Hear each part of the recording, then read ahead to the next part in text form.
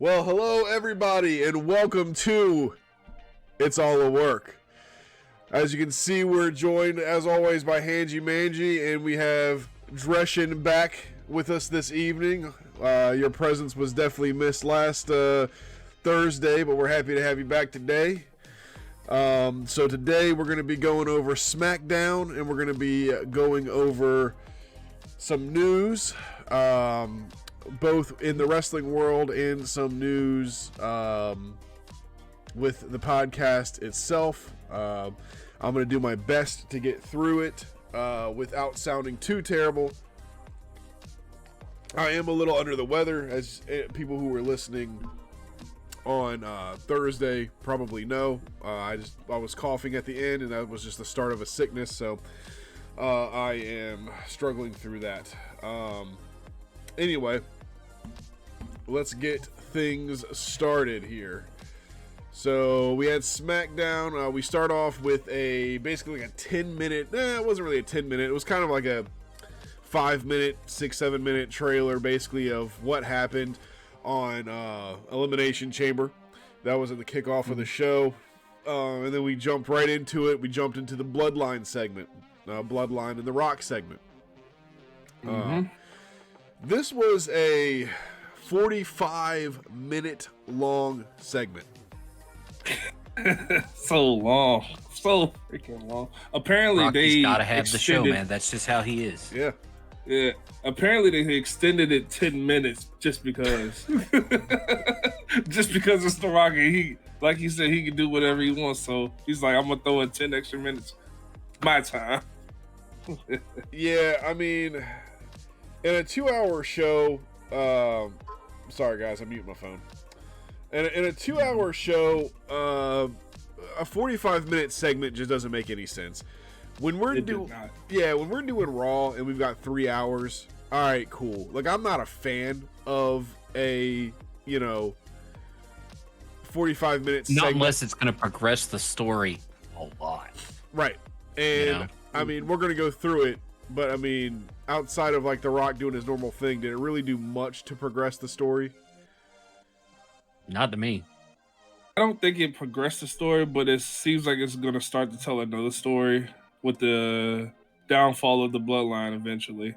I think that's where it's going to head, because, again, I feel like eventually Rock's going to take over because that ego of his it's bigger than Roman Reigns' tribal chief status, unfortunately. But that's true. Yeah, I think it's kind of telling because, Rocky looked kind of weird, acknowledging the tribal chief, and yeah, that's not gonna fly for long. That ego is way too big. I agree with that entirely. Yeah, that was a really interesting part. So, all right, so basically what happens, let's get into it.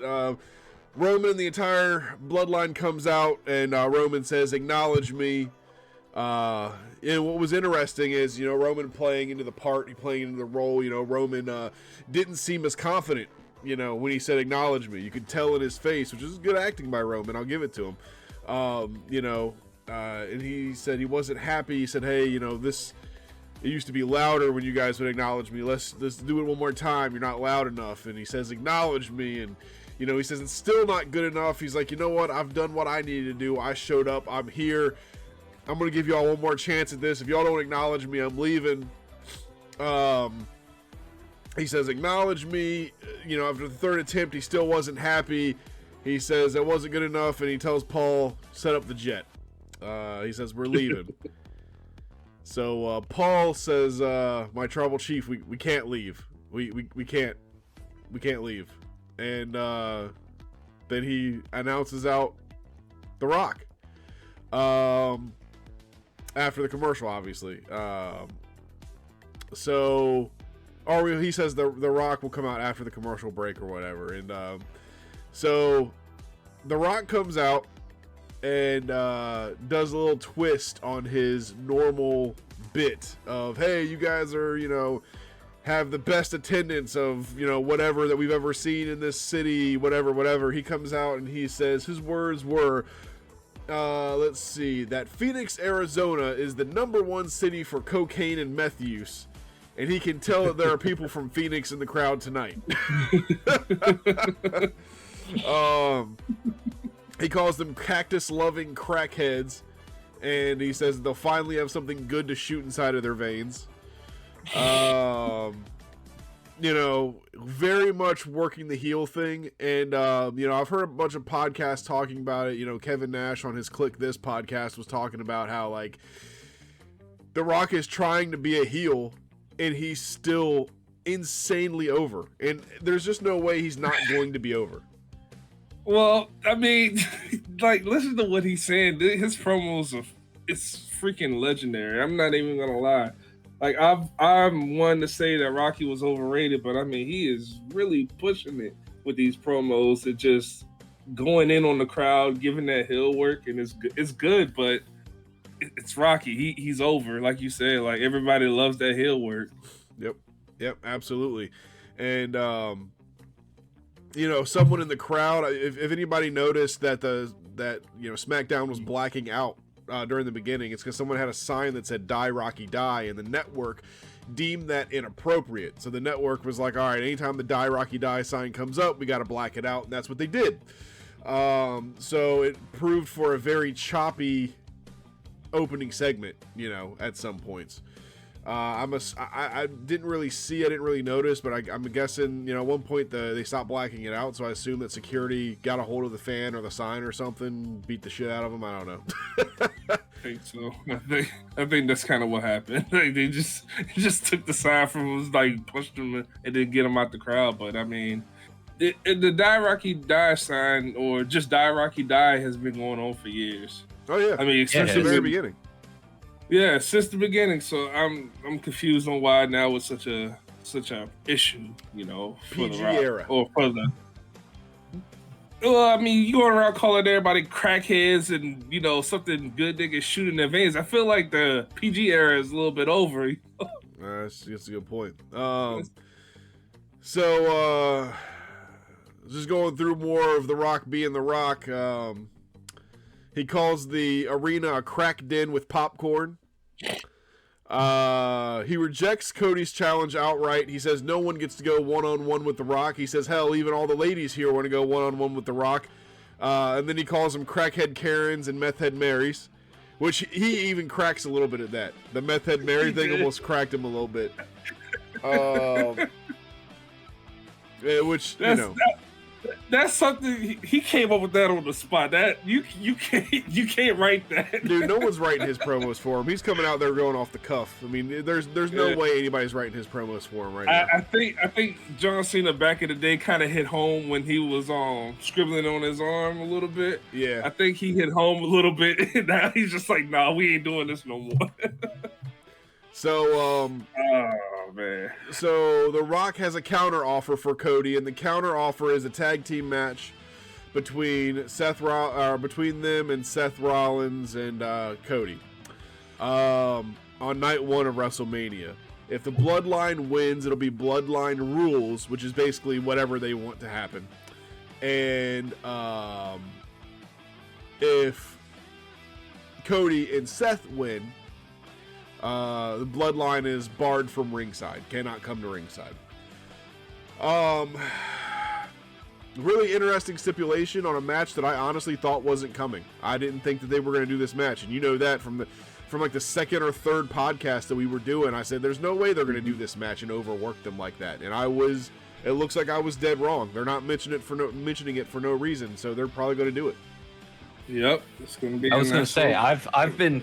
I mean, since they started all this with Seth and his "I'll be your shield," I've pretty much been calling for it. It really has looked like we were going to get that.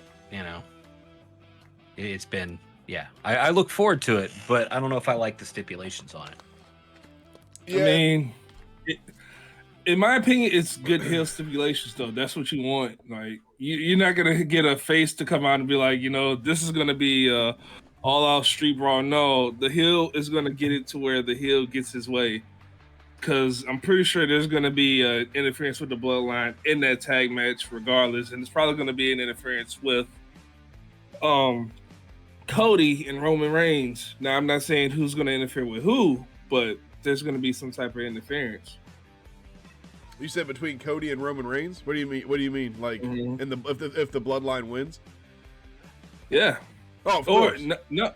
Well, even if the Bloodline doesn't win, I feel like there's going to be an interference. Yeah, I mean, there could be. I would like to think that they would. Well, you know, they always got those hoodies with the hoods or the sweatshirt with the hoods. I guess, you know, they could come out. No one's gonna know who they are. Apparently, you know, Squirrel says they might as well bring back Dean too. You know what's really interesting about that is that I've seen speculation. I'd like to see that. Well, what's funny is I've seen speculation. It's not going to happen, by the way. But I've seen speculation of people saying, "Oh, what if that happens?" And I'm like, "No, that's not." First of all, no. Second of all. I've seen some people saying that what if Seth turns? Like, what if Seth turns on Cody and then it ends up being Bloodline rules? Now, I will say it makes WrestleMania way more exciting if Cody finishes his story and the deck is completely stacked against him, kind of like a Daniel Bryan situation. But, you know, who knows how this is going to play out. I'm sure in a week or two we'll kind of know a little bit more, but, you know, I don't know. What I make of this is they're definitely going to be overworked. I still see the Bloodline. Yeah. I still see the Bloodline winning that tag match, though, if I'm being honest. But the thing is like, is The Rock going to turn now? Because there's not going to be a big reveal at WrestleMania, you know, night 2. If The Rock turns on WrestleMania night 1, so what does that entail? So what if we see WrestleMania night 1, Bloodline wins, Bloodline rules, so that means Rocky's at ringside, and that's where he turns. And that was another point of mine. So you see him at Bloodline gets their way, Rocky's at ringside, and that's when he makes Roman lose. You know, that's a good opportunity for a triple turn as well. Seth turns heel, turning Drew face or anti-face, and then that also turns The Rock face at WrestleMania Night 2 because he's there, and then he turns on Roman Reigns. That's actually that would be pretty cool if they pulled a triple character turn. Now, my question to you is: would Rocky turn face, or would he just stay heel and Roman turn face? No, I mean I don't. Well, I don't know. I just don't see the. I do not see the I don't see how they can make it work. Because like, also remember that The Rock is going to work probably an entire story with Roman, probably all the way up to SummerSlam. I would say is where they're going to have their match. Maybe. So can Roman stay interesting enough and be a face for that long? Well, not maybe a face, but more of an anti-face, like Drew is, or Drew could be. Because yeah, there you go. Because I mean, you think about it. If Rocky turns on Roman, he's gonna dethrone Roman as the tribal chief. He's gonna want to be the head of the table instead of Roman. And I feel like Jimmy, Solo, and maybe Paul will fall in line because it would make sense. Roman's weak now. He doesn't have the title on him. What does he have? He's nothing without the bloodline if he loses that title. So, that would force him into a face-like position. Very interesting. So moving on. I mean, that's good. Squirrel got a good point. They also have to work in Damian Priest, so. So I found out that Damian Priest actually has 3 more months, and he does not have to cash in at Mania. Apparently, he has to cash in by the next Money in the Bank, which is in 3 months. But it would be stupid for him not to cash in at WrestleMania, the biggest stage. I think he should. Why wouldn't you want to cash in? Yeah, I think he should cash in. I mean, this has been one of the mildest. There have been mild Money in the Bank runs, but this has been one of the mildest Money in the Bank runs I've seen in a long time. And I hope that when he cashes in, he wins. But he needs to cash in on Seth, not Cody. Or Drew. He needs to cash in on Seth or Drew. Also, it would also add to Drew's story for Drew to win and then Priest comes out and beats Drew. Like, that is a whole other level. We don't need Damian in the Bloodline stuff. That's a whole other level for Raw. That's true. So Dang. It is. You're right. Tatum Drew's victory by beating him. Yep. That would be crazy. I like that. So The Rock says that that if they don't accept the challenge, then The Rock and Roman Reigns will end their story tragically, which I'm assuming that means they're going to murder them, so the cops need to be on the lookout for that. The Rock says that there is no one in the back that can stop him from doing what he does because of his position. Obviously, this starts the Triple H chants. Again, I would just like to remind everybody listening, Triple H will not get in the ring. He cannot get in the ring. He has the pacemaker installed. It's just he is done. His done. physical aspect is done. Yeah. So, after all of that, he basically, talks a little more trash. He says, if you smell, the whole gimmick, and then Roman Reigns stops him. And Roman says, I'll do anything for family, but I need you to do this one thing.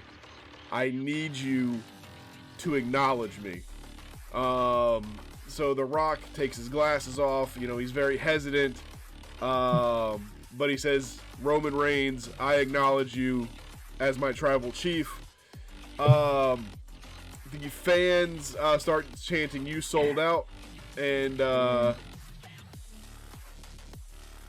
a minute, no, what does Stone Cold have to, you know what, hold on, let me get through this segment, hold on. So, okay, yeah, so, good lord, so he says, you sold out, and The Rock, the fans say you sold out, and The Rock says, let me explain something to you idiots, this is family, and we will do anything for family, now go home and smoke some more crack. Smoke some more crack. And then he proceeds to do the if you smell thing, and then hands the mic to Roman, and Roman says what the bloodline is cooking. And The Rock does the thing where he does the L, but then he noticeably changes it to the 1 very slowly. So, and did you notice that Paul Heyman noticed him? You saw Paul Heyman's face change. Oh, I didn't see that. Yeah, Paul Heyman was staring at the Rock. And I think that's why Rock changed it, is because he noticed that Heyman had seen it. Very interesting. And that's the thing. This story, whether people like the Bloodline, don't like the Bloodline, like The Rock, like Paul Heyman, like Roman Reigns, Uso, Solo, like whether you like any of this or don't like it, you cannot deny that this is and has been the best story going for 2 years. Yeah. It is complex. Yeah. Oh no, it's great. So, and apparently, as we'll talk about later in the news, it's only going to get deeper. Now, as far as bringing back Stone Cold, funny story, he did say that he was open to one more match. So, but I think he's reserving that for CM Punk. So we'll see. Could you imagine another Stone Cold and Rock match? Good God. God dang it, you're right, because now my brain is thinking, like, what if Stone Cold just comes out and stunners The Rock real quick and then just leaves? Right. My thing is, now you know how Rocky bumps for the stunner. Is he still able to do that bump? No. The Rock is actually the boulder from Avatar now. Like, the dude is way too big to be flipping around. Like, he can't do that anymore. So, if he jumps up in the ring and he does a back bump, the ring might collapse. I don't know. I'm done. The dude's shoulders is too wide. Like, it's I mean, if you've looked at him the last couple times he's been out there, the way them veins popping out of his head, the man's going to have an aneurysm mid-match as it is. Man. He looking, he's juiced all right, but not in a good way. Juiced on what? So, like I said, that segment was 40 minutes. Because at 8:41, I actually took times down because that segment was so long. So at 8:41, you get your Austin Theory, Grayson Waller, LA Knight, and Randy Orton segment. Right? So obviously they all leave, commercial break, and then you come back to the locker room. Austin Austin are words. Austin and Grayson are Get it out, boy. they're watching Logan Paul knock out Randy Orton, basically. And LA Knight walks into frame and he says, "Hey, have you seen AJ Styles?" They're like, "No, what, why?" And he pulls up the chair that AJ beat him down with. He's like, "I got a souvenir for him. I need to make sure he gets it." And he walks out of Scream. Start watching Randy Orton get knocked out again by Logan Paul, and Randy Orton kind of comes into frame from behind, and he's like, "Oh man, that's so funny." He's like, "That's so good. Oh man, that's awesome." You know what would be even more funny is if we get in the, if we go out tonight, get in the ring, and I just tear one of y'all's heads off. That would be hilarious. And you know what? I'm in such a good mood. I'm gonna let y'all choose which one it is. And Grayson, is basically like, "Look, man, I would do it, but Austin said he really wants to fight you." And he's like, "Austin," like slaps him on the back. He's like, "Great job, man. All right, cool. Let's go. We're going to do this." Austin's pissed off. He's like, "Man, look." He's like, "You threw me under the bus again." He's like, "What's an elimination chamber?" And Grayson's like, "This is a great opportunity for you, man." And, so we have this weird thing now where Grayson's in the main event of Raw and Austin's in the main event of SmackDown. I'm more happy with Austin being in the main event than Grayson, but it's kind of weird to me. It's just like the main events have been thrown away this week, in a way. So, whatever. Yeah. So let's see. Then we're gonna get into. Oh man, I'm sorry. I'm just thinking about what we were talking about while the match was happening. Naomi versus You know what I'm Tiffany thinking about? Straton. Hold on. You know what I'm thinking about? Let's get off topic. Oh no. What type of podcast is this? It's a wrestling podcast. Around which company? WWE. Then why the hell are you wearing an AEW shirt? It's the big reveal, like the NWO. I've traded. No, so actually, you know what? No, thank you for mentioning it. Actually, I'm wearing AEW to pay homage to Sting. Tonight is Sting's last match. And it's a big deal for me. Sting is my favorite wrestler. Geez, like you said last week, Sting is also your favorite wrestler. I've watched Sting since the early 90s. Early, before black and white paint, man, that energetic Sting, my goodness, that man was all over the ring. Yep. So Sting and Darby Allin are going against what are they called? The Kickback Jacks. What are they? What's their name? The MVP is Nick Jackson and Matt something.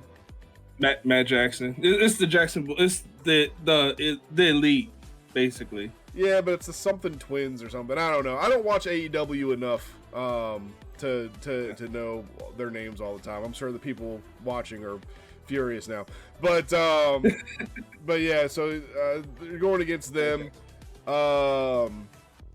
and AEW, from what I understand, has done a very good job with Sting's last run. Sting is currently tag team champions with Darby Allin.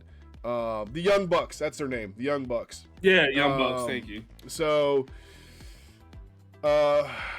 it's just a great thing that Sting's getting a proper send off. But we'll talk about that later too. So anyway, Naomi versus Tiffany Straton. I am just infatuated with Tiffany Straton. I think she's amazing. A very good performer. I said, we know. Talk about her skills. I said, talk about her skills. I said, talk about her assets. I may have said some things that I can't say on the podcast, but whatever, it doesn't matter. At 8:47, we had Naomi versus Tiffany Straton. So we're gonna get into it. The crowd is behind Tiffany very solidly, in my opinion. You can definitely hear it. In the beginning of the match, Tiffany was showing off her gymnastic abilities. Naomi kind of tries to match her a little bit. Obviously Tiffany flips around the ring, does backflips, cartwheels, all that good stuff. Naomi did like a no-handed cartwheel at one point, which was pretty cool. At one point in the match, Naomi goes for an X Factor, like face buster kind of thing over the top rope from the outside. It was a little sloppy. There was some miscommunication there, but it's a hard job, and mess ups are going to happen. So it still looked better than what I would have done. if it were me. So they go to the commercial. You come back, you see Tiffany flipping across the ring to hit an elbow on Naomi. Pulls her to the center of the ring, hits a mean double stomp for a near fall. Naomi gets Tiffany to the ropes and goes to the ring apron, grabs her head with her knees and like drives her head into the apron. That was kind of a mean kind of move, and I'm not really doing it justice by explaining it. And even when I was typing out the notes, I was like, I don't know how I'm gonna say this to like make it sound good, but it was pretty devastating. But after that, they go into like a punch for punch and counter for counter until they both end up on the ground. Tiffany goes out to the apron and Naomi tries to pull her back through the ropes. The ref tries to break them apart. It was a really kind of weird looking ending. It was weird because the ref gets in between. So Naomi has Tiffany through like the second and third rope by her kind of her hair, and I guess the reason the ref was positioned there was to say, hey, get off the hair. So the ref's back was towards Tiffany, and when they're trying to break them apart, Tiffany rakes the eyes of Naomi and smacks her head off the turnbuckle. That puts Naomi in position for the prettiest moonsault ever, and Tiffany Straton wins with the prettiest moonsault ever. It was a 9-minute match, but honestly, like I got what 8 notes out of that. 7 notes out of that. It was entertaining. Like Tiffany and Naomi did really well. I saw some people online saying that Naomi shouldn't have lost this. I disagree. No. Who else would she have lost against if Tiffany's trying to build herself up as a credible opponent? Right. No, that's fair. I agree. I feel like Tiffany should have won this, and she did. So that was a good call by WWE. Like Naomi coming back, maybe coming back off of being from TNA, trying to get some momentum. Yes, but no, it's Tiffany time at the moment.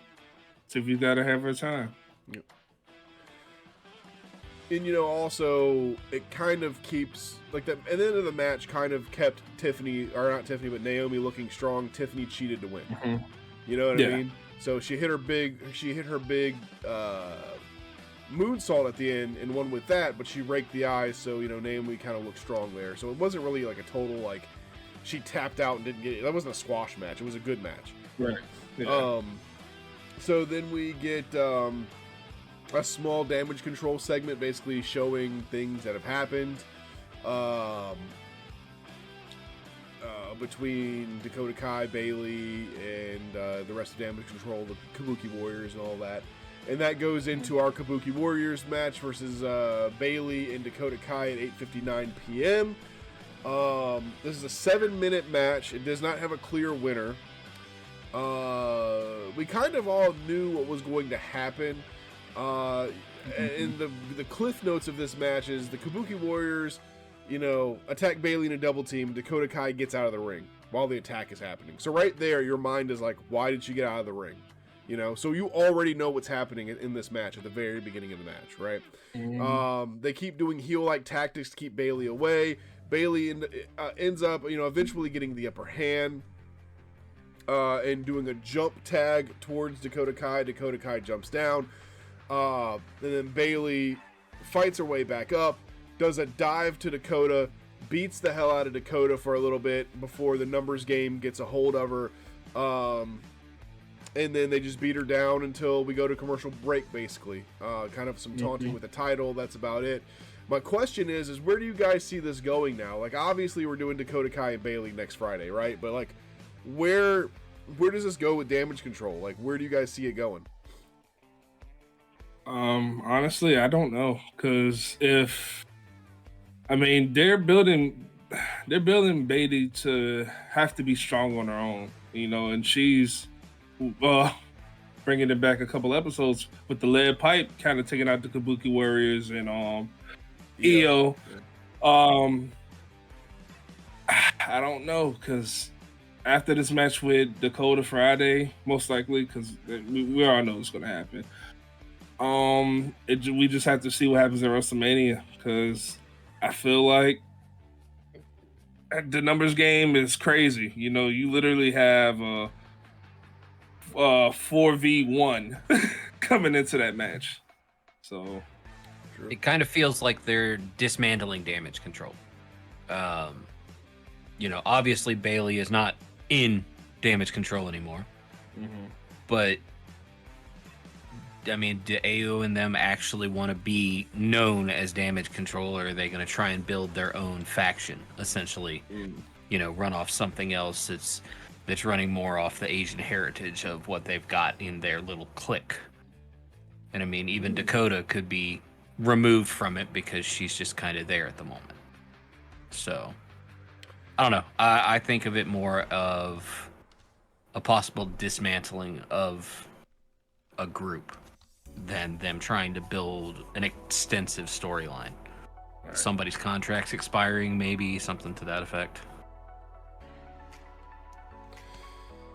So, hold on here. Hold on, I can't get my notes back up. Actually, so yeah, so I did see a lot of the Asian heritage thing going on with that. Dakota Kai does seem expendable because of that. I gotta be honest, like, they almost had me with Bayley and Dakota Kai teaming up because I was like, man, it looks like they do want to do like a solely like Asian kind of heritage, you know, kind of group. But then Dakota Kai's now part of it. But that could end up having Dakota Kai be a scapegoat. You know what Squirrels is saying over here. I was actually going to bring up too is that, you know, people are saying that Sasha Banks is going to come back. There's been a lot of speculation about her going to AEW, and no one's really confirmed that she's going to AEW. And I think that it would be very interesting to see her come back at WrestleMania to WWE, and maybe Bayley loses the women's championship match against Io Sky, but maybe at Backlash, or whatever the next PLE is, maybe at Backlash they win the women's tag team champions and they bring some more relevancy to those belts. Maybe. Now, I think that Sasha would be wanting more than that. I think that it would more than likely go to Bayley wins the title and then Bayley and Sasha go into a program together. Because if Sasha comes back, you know she's kind of a diva, and Sasha is not going to just be a somebody. She's going to be the person. You know, that's what she wants to be. Yeah. The EST. Well, I mean, Sasha's currently wrestling with New Pro Japan. Yeah. Right, but the Japan Pro Wrestling is not contract based. I do not believe she has a contract with them. She's a free agent technically. It's a free agency. Yeah. My thing is the reason she left WWE is because there was no backing on the tag belts. It was literally just her and Naomi, and the way they were handled, it was just meh. You know, there was no backing, there was no story. It was just meh. And I understand why they walked out. There was no scene behind that. So, you know, maybe like you said, you know, they come back for the tag belts and bring some relevancy to it, because you know that's what she kind of wanted in the first place. She wanted relevancy. You know, maybe they do that, but true. Yeah, to be seen. It is to be seen. You know, Squirrel says the era of factions having all the gold is over. I kind of agree with that, but at the same time, at least one belt brings legitimacy to a group. I mean, you think of NWO, you think of Evolution, you know, you think of all those major groups, the Bloodline, obviously, Judgment Day, obviously. All those big DX, all those big groups had gold. Even the Nation of Domination, they all hit their stride when they had some kind of gold. DX not as much. I mean, the DX did get gold, but it was, you know, meh. So then you get a Jade Cargill Damage Control segment after the commercial break. Damage Control are kind of celebrating this betrayal thing that they did to Bayley. They run into Jade Cargill, who kind of just like stares him down. Another cool thing, Jade Cargill, Bayley, and Sasha team up. That would be pretty cool, I think. put Sasha in a program with Jade Cargill before going for the title or something. That would be cool. I don't know, just throwing things out there, just throwing ideas out there. They've got a very deep talent pool right now to choose from. Yeah. So. Yes. Proud of them. Good job. So, Bron Breakker. I blinked. I missed that match. Bron Breakker versus Xyon Quinn. You know what? Dresh, go to our YouTube and please bring up our short. Because we'll just play. Boy. This is a AEW. This is an it's all a work exclusive. We are playing our short that we posted last night right here for you on the podcast so that you don't have to go to YouTube. But please go to the YouTube, subscribe to the YouTube, like all the videos, comment on all the videos, get us into the algorithm so we can become more popular. But yeah, we're going to bring up this video. We'll play the entire match in the short that I made from it earlier. Because the match it's short enough to be a short. It was about 45. It was about 30 seconds, maybe less. All right, let's see what we get. Full screen it. Uh-oh. Uh-oh. Are we frozen?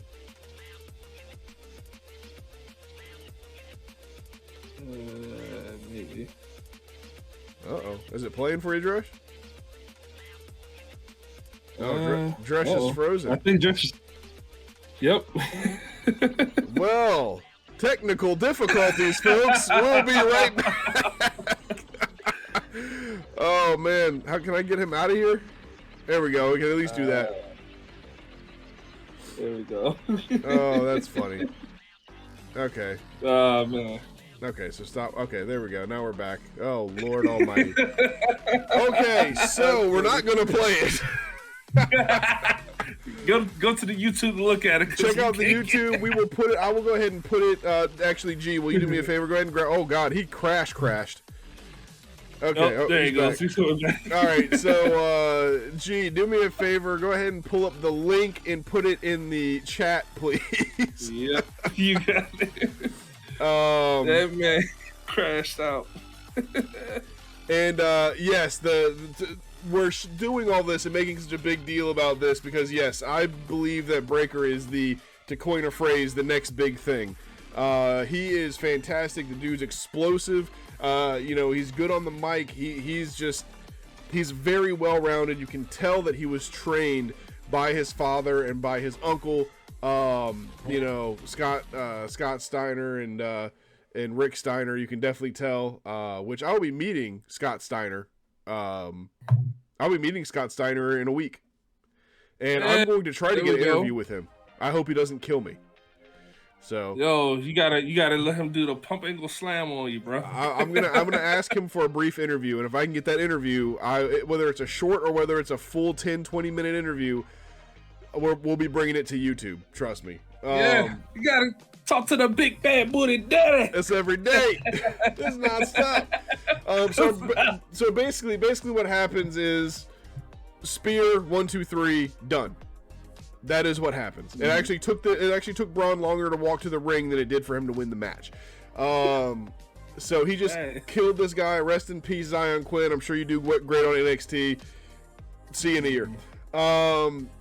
So yeah, Bron's fantastic. He's definitely next US champ. He's definitely got gold coming. I wanted it to be the Intercontinental Championship, but US champ I'll settle for. I mean, I can see him dethroning Gunther. Like I can see a lot of people trying to dethrone him, but I don't think Gunther has faced such an intensity like that. That would be maybe a little bit too much for him to handle, you know? Bron is a different level. He is a different level. Right. So next we move into our Carlito with the LWO versus Santos Escobar with Legado del Fantasma, the street fight. I was not blown away by this match. However, I did enjoy it. What part? Because I apologize, but the LWO is becoming a bore, and I hate to say that because I really like Rey Mysterio, Carlito, and all of them, but Outside of Zelina Vega, it's becoming a bore. I mean, that's fair. They had a lot of. Well, the thing is, it's just mismanagement. Unfortunately, WWE has a history of not treating, like, Lucha Libre well. Rey Mysterio, obviously the outlier there. Eddie Guerrero, obviously the outlier there.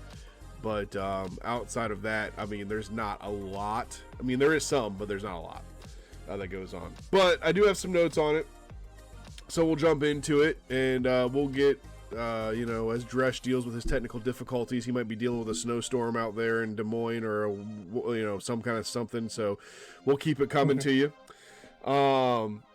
So they came up with their groups, right? But their groups went to the back for now.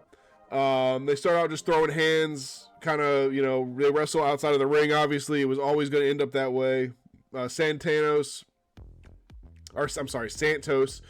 gets a good dive on Carlito while Carlito's looking for apples under the ring, which is hilarious. He looks under the ring, is like, they're like, instead of saying we want tables, they were saying we want apples, which I thought was hilarious.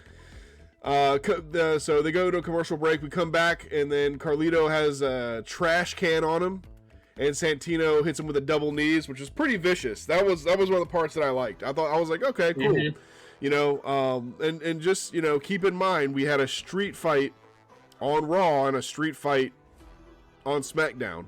Right there. We're becoming more Attitude Era. It's coming. I'm telling you, Triple H is gonna eventually announce that we're going back to TV 17 or whatever. I'm telling you. Or PG-13 or whatever. Which, when that happens, WWE is skyrocketing. You know what? I should probably start investing in WWE stock right now. Where's it sitting at? I don't know yet. I'd have to figure that out. Maybe Dreschen can tell us when he comes back. No. I think he's trying to join. Yeah, I think he is too. But Santos throws Carlito out of the ring and goes for a dive, and Carlito hits him in the head with a chair, which is another headshot, by the way. So we have another headshot. That's like 3 headshots in a week.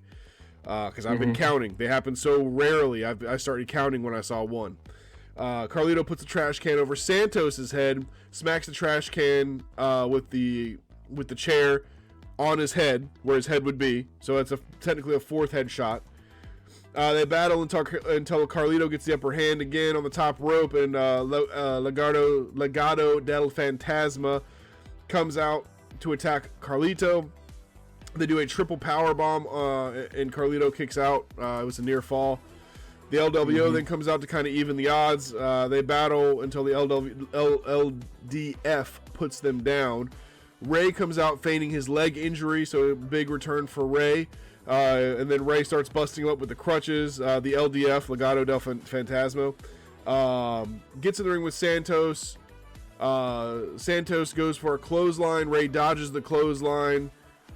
Carlito spits the apple in his face. Santos drops down, gets the 619 from Ray, and Carlito wins with a spine buster through the table. 14-minute match. So weapons used in this one: table, steel chairs, kendo stick, apples, trash can, chair, and the crutch. So a good number of weapons, I think. Their story is ramping up, in my opinion. Like, I understand you being like, hey, I don't know about this or whatever, but they are trying. You have to give them that.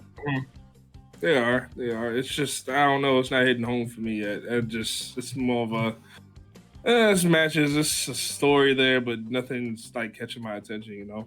Yeah.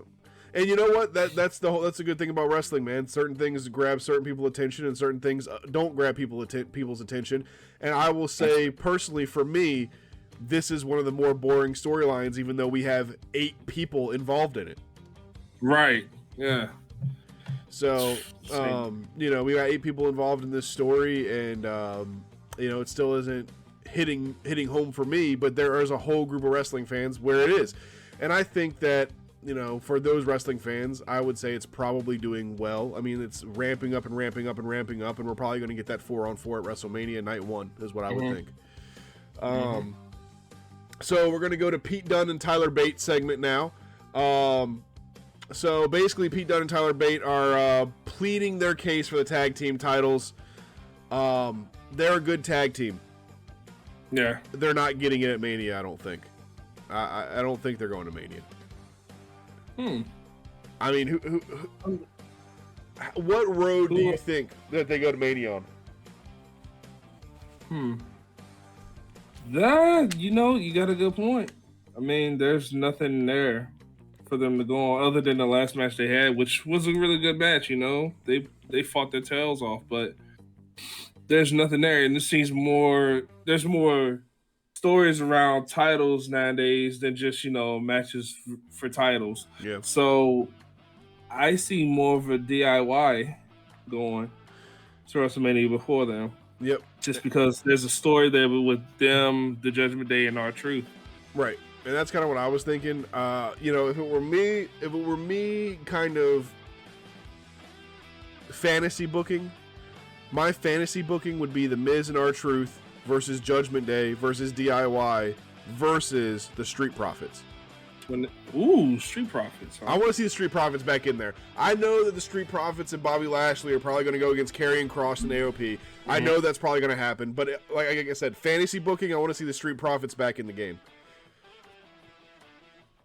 Yeah, I mean, they are both athletic as crap.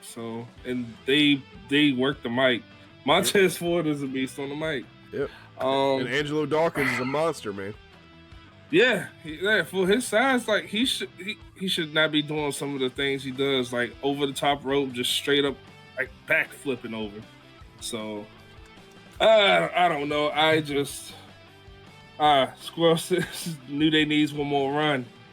I agree, but I need Big E in there. Like Xavier and Kofi Kingston is kind of meh. He's coming back. They need to get Big E back in there. I know I'm here. I need to see him, man. I don't miss the butt shaking and the twerking, but I do miss Big E in general. It's kind of like a double-sided sword, right, or whatever you would call it's a catch-22. It's like Big E comes back and you love to watch him wrestle, but you hate to see him gyrate his twig and berries in front of the camera every night. He literally puts his moose knuckle in front of the camera and then throws pancakes at people. I'm gonna need him to simmer down. Just. By the way, I saw a video of Big E. He bench pressed 525 pounds. Mm-hmm. That puts him in an elite class of athletes. Not a lot of people can do that. Very little, man. I say it's crazy. So anyway, LA Knight after Pete Dunne and Tyler Bate go away, LA Knight is still looking for AJ, and the GM tells him, he said, I told him not to be here tonight. LA said that no one is going to stop him from giving him his souvenir elimination chamber, not even you. So all right. So what I'm going to do right now, by the way, is I'm going to take the name overlays off because we don't know if Dresch is coming back. And you can't see it, but all the people watching can.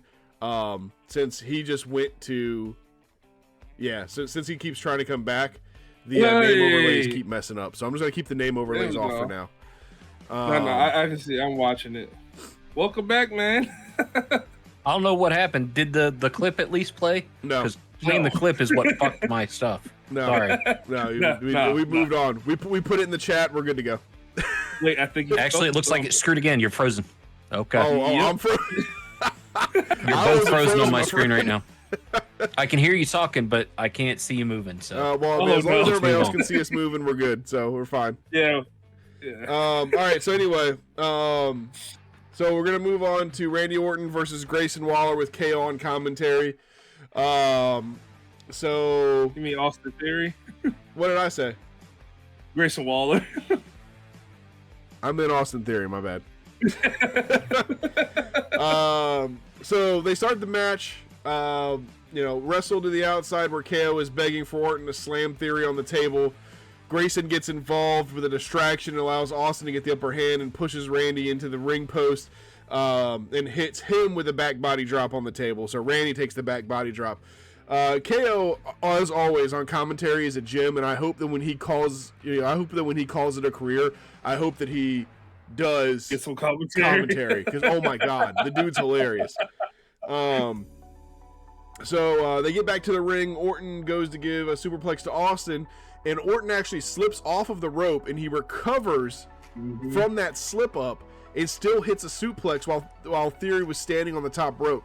A lot of people are giving the kudos to Orton for this, but here's the thing. So yes, Orton did slip, Orton did recover, Orton did land on his feet and go through with the move, but Austin stayed with him, and that shows a lot of flexibility with Austin, like, that he was able to do that. Yeah, kudos to Austin, man. Like I say, that he does not get enough credit for that. That was crazy. That was a crazy recovery. Yeah, both superstars did a great job recovering that. Made it look really, really good, in my opinion. Yeah. So Orton gets Theory outside and does a backdrop to Theory on the table. He finally gets out there and hit it. And then Waller gets involved again. He hits Waller with another backdrop on the table. They go back and forth, and Austin gets a brief upper hand. When I say Austin, it makes me feel like I'm saying Stone Cold Austin. So Theory gets a brief upper hand, and then what ends up happening is it ends up with Orton in the ring and Theory outside, and Theory's like, oh, I know what I'm going to do. I'm going to roll through the ropes from the outside, and I'm going to do like a springboard to Orton. So he tries to do the springboard.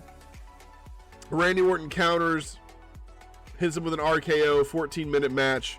Randy Orton goes over Austin Theory. After the match, Grayson Waller decides that he's going to attack Randy.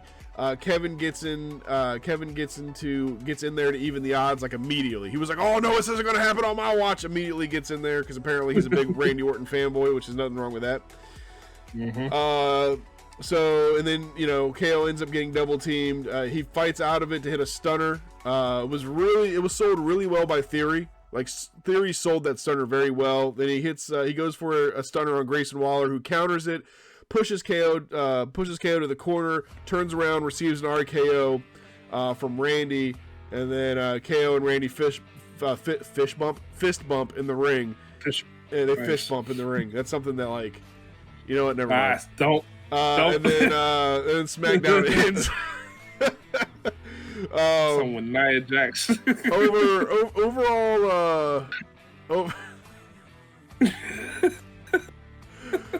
oh man, it's Nia Jax versus Shayna Baszler in a fish bump match. A fish bump. Ooh. All right, I just got canceled. Look, moving on.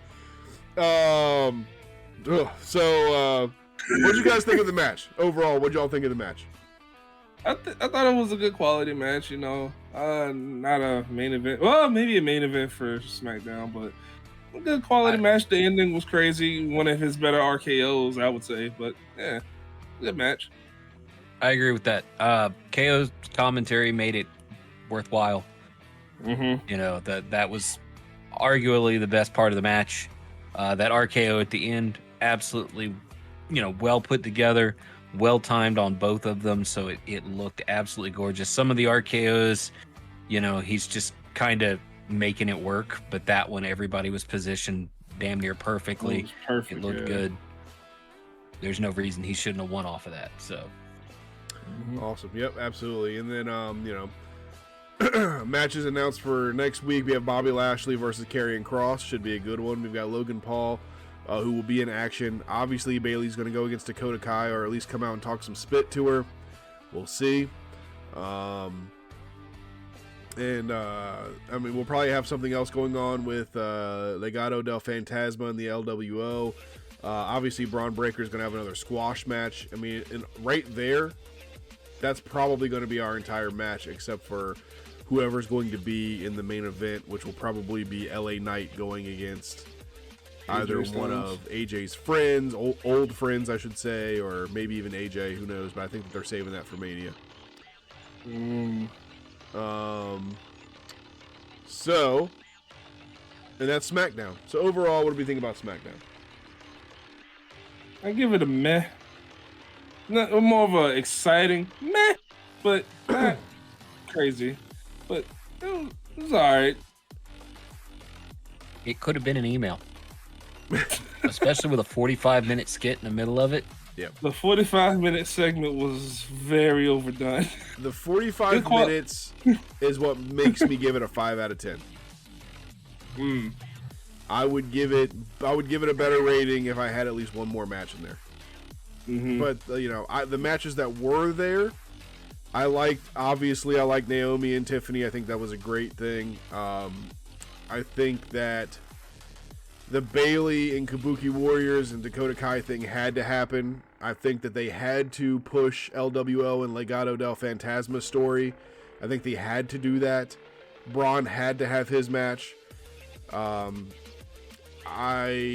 Randy and Austin is the only match to me that felt forced. And the only thing that I can think is that they're putting KO and Randy together so they can go against Logan Paul. That's the only thing I can think, like a 3-way match at Mania. I think we're going to have a lot of multi-people matches at Mania. Yeah. I can see that happen.